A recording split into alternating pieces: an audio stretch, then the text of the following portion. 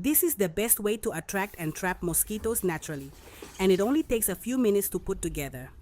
First, grab an empty plastic bottle and carefully cut off the top section right where the cylindrical part ends.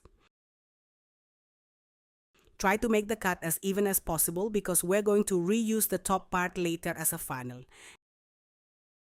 Next, pour about 100 milliliters of water into the bottom half of the bottle. Now grab 1 tablespoon of sugar and add it into the bottle. Then add 1 tablespoon of yeast. Once everything is inside, mix it well until the ingredients combine completely. And here's where this homemade trap starts to work. Take the top part of the bottle that you cut earlier and place it upside down into the bottom half, creating a funnel shape. If needed, secure the two pieces together using tape so the funnel stays firmly in place.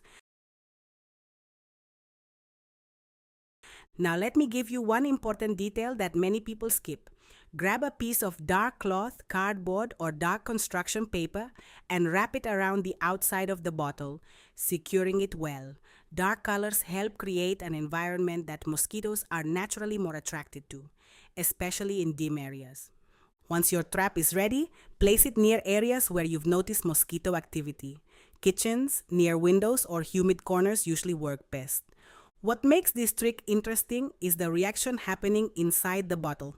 As the yeast mixes with the sugar, it slowly produces carbon dioxide. Mosquitoes naturally search for carbon dioxide because it's one of the main ways they locate people and animals when looking for something to bite.